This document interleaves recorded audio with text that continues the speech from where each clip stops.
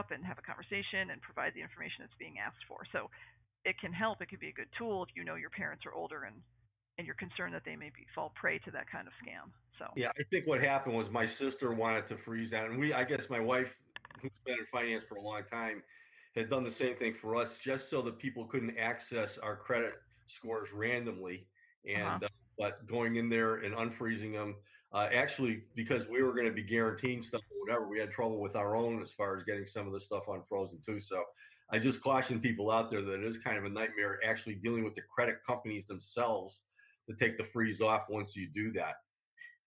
Well, good to know. And I mean, maybe I always feel like, maybe sort of shifting gears here a little bit. I feel like the middle class America puts a lot of stock into their credit score. I started seeing this many years ago. One of my first credit reporting and credit score issue clients was, he called me up one day and he's like, Sarah, my score went down 18 points since yesterday. And I was like, wait, you can't watch it. It's like the stock market. If you look at it every day, it's going to freak you out. If yours went down, everybody's went down. They're kind of a fluid thing. I also realized from that client that this guy really connected his score with his value as a human being, or his how he was doing as a grown up. Like he treated it like his adult grade.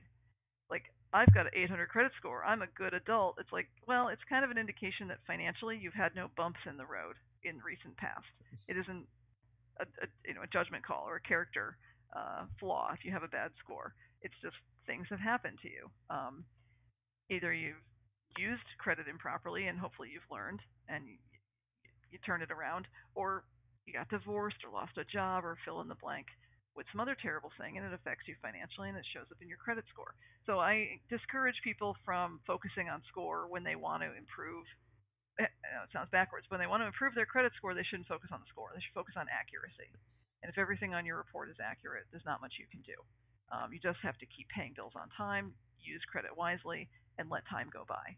But that brings up an important point. You've jumped through the hoops. You've gotten your credit reports, and you find there are mistakes. There are accounts that aren't yours. There are things that are reported that haven't been paid that were paid. How do you go about correcting the credit reports? All right. So you obtain a paper copy. I like a paper copy of your credit report. You review it. Now, one thing I tell people is if you get, say, all three reports at around the same time, each of them is usually in a different format and many pages long. And your head might be spinning if you're not used to reading credit reports. So take a look, try to understand what you're seeing on day one, when you get your reports, and you may or may not absorb all of the information that's there, and then put it down and pick it up again the next day, review it again. The second day you might go, oh, that's something I didn't see yesterday. And you start to understand it a little better, and then put it down again. Day 3, day 4, day 5, until you're really like, okay, I know how to read this report now. And I'm seeing that this account is not mine, and that account is not mine, and that's not my name spelling, and that's not my social security number. Those aren't my addresses. I don't work there. I never worked there. Identify. I usually take like a yellow highlighter. Don't take an orange, green, or blue highlighter, or a yellow highlighter, because that doesn't show up when you photocopy. And indicate, or a pencil, just a little pencil on the side, what's right and what's wrong. You can say it's mine, it's not mine, it's mine, it's not mine. And then you compile a letter, a written letter. Dear Equifax, I'm writing to you to dispute some inaccuracies that I'm seeing in my credit report. Please correct the following. And then number 1, this is not my account. Capital One, account number blank, is not my account. I never had a Capital One card. I never charged it $5,000. Please delete this from my credit report. It is not mine. Okay, number 2, and then down the line, number 2, you don't spell my name like this. This is how it's spelled. Please delete those incorrect name spellings. Number 3, I never worked at wherever. Please delete that. I don't know where you must be mixing me up with someone else. Please be more careful. Delete the, just very short and sweet what's wrong and what you want them to do. Keep a signed and dated copy for your file, and send the original letter certified with a return receipt. If you have backup information to prove this is how to spell my name, or I've never worked here, or what have you, you can include your backup information. And the first thing I'm going to ask you if you come to me with an issue is I'm going to say, did you dispute it? Yes. Did you do it in writing? Yes.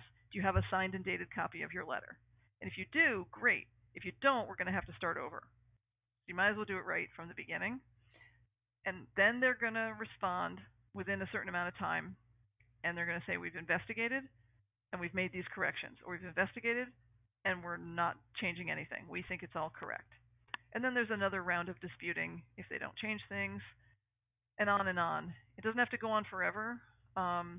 If you're at the midst of trying to get some credit, you're going to have to try to apply again for credit in order to have any kind of rights against the credit bureaus or the creditors who are inaccurately reporting information. In order to, you're going to have to be denied in order to have the right to sue. You have to have some damages, and being denied credit is considered damages. So obtain your written credit reports, review them carefully till you understand them, draft up a dispute letter of anything inaccurate, mail it certified with a return receipt, wait for the results. If there's still inaccuracies, keep working on it, and get some guidance from someone like me who knows how to review them and how to dispute properly and what your next steps are.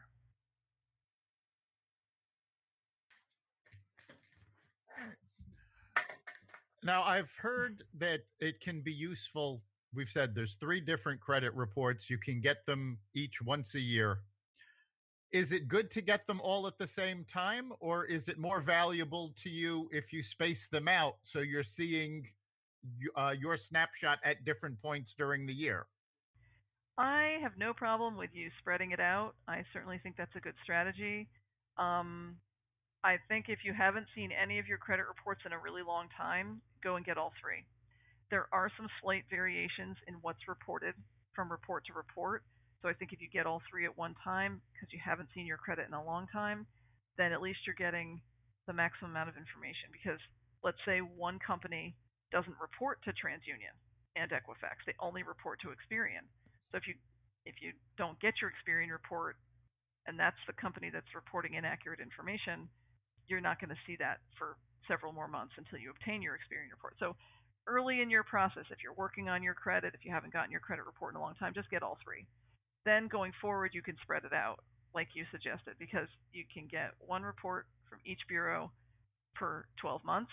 And so you order one every 4 months, and there you go, and you keep doing that. That's a fine strategy.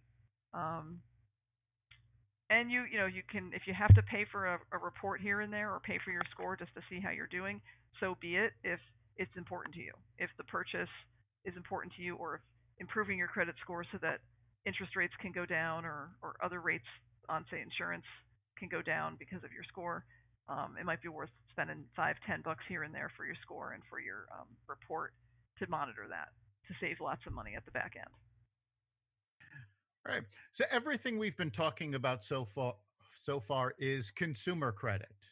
What about business credit? Does that work the same way? I know there you have to deal with Dun & Bradstreet as a reporting agency, but what are the differences between business credit and personal?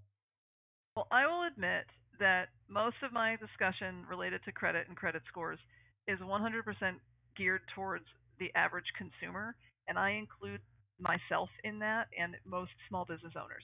So I believe, I could be wrong, maybe one of you guys knows the difference. I believe you have to have a company that's grossing probably in the millions, certainly well into the hundreds of thousands, in order to have, say, a Dun & Bradstreet report. So when someone says to me, well, my personal credit stinks, but I want to know about my business credit, your personal credit is your business credit as long as your business is under a certain gross revenue.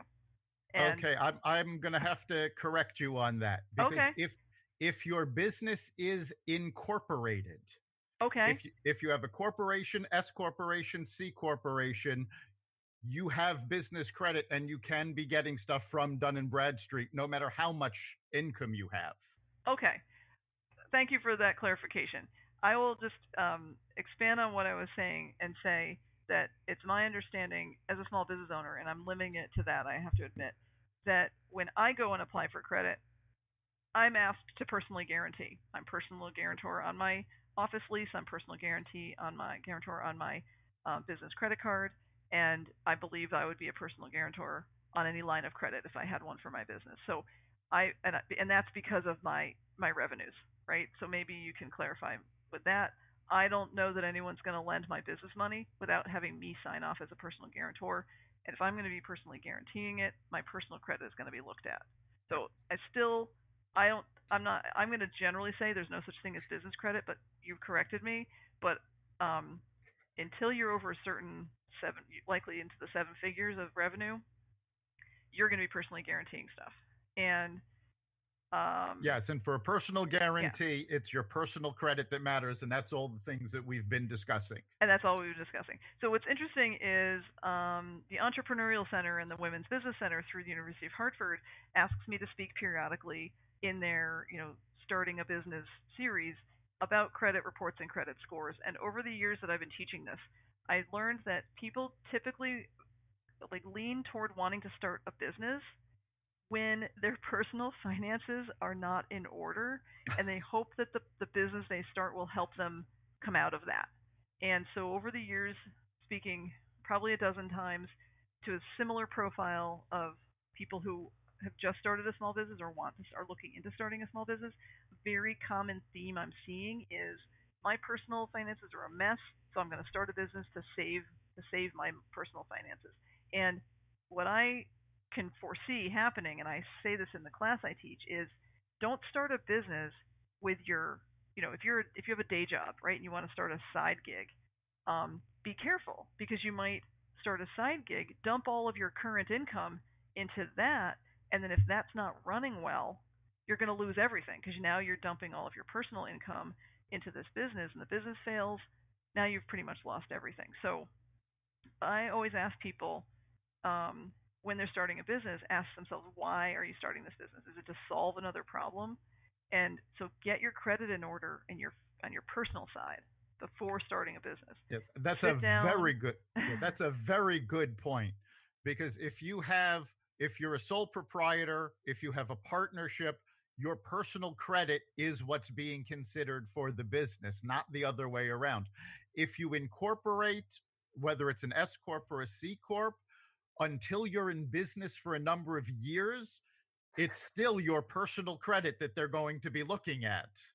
Right, right. And, again, if the reason you're starting the business is to solve some other, it can be painful to not make enough money in your day to day job. And if you think adding, a business, which, like, I started my law practice without borrowing money. I started it out of a third bedroom. I didn't need to borrow money to get my business off the ground. And only when I got payroll did I start to dip into credit to assist with cash flow. But that allowed me as well to exponentially grow in my numbers. So it was very methodical and very slow growth, relative to some business owners I know, but pretty fast growth actually compared to others. And having credit was helpful to me, but it wasn't. I didn't need the credit to start the business, so that was either lucky or calculated and smart on my part. So knowing so I think sit down and budget, right? There's all kinds of budgeting tools out there. Spend 3 to 6 months getting your personal finances under control, or at least to know what they are. If you don't know how much you're spending, or if you don't even know how much you earn in your day job, don't quit that for a business. And you're going to run your business finances exactly how you run your household and personal finances, because the way you do one thing is the way you do everything. So, if you're looking for a side gig or to start a small business to save your finances, you're going to be adding to your troubles, I think. So, but getting your credit report is a good start to figuring out what's going on in your personal life, to set some goals for the new business. All right. Well, we're coming up on the end of our time. So, Chip, what do you think is the big takeaway for our listeners this week? Well, we've heard a lot of what we should do as far as monitoring things in case things go wrong. But I think the most important thing that's been said that we were really talking a lot about at the end is to do this right from the beginning. You have to do your planning and so on and so forth so that things are less likely to go wrong with you as far as credit goes when you're moving ahead. When you do start a business, no matter what you're doing, if you get a line of credit, you're going to have to personally guarantee that with your personal assets. So proper planning, whatever that an acronym is really, really important. But once you do get into this, it's very, very useful to use the information you got today. Absolutely. I think for me, the big takeaway our listeners should, and it's something we say a lot on this podcast, it's the more you know, the more you grow. Don't stick your head in the sand. Get your credit reports. Know what your credit is. The more you know, the better position you're in. So, Sarah, if our listeners would like more information or to get a hold of you, how can they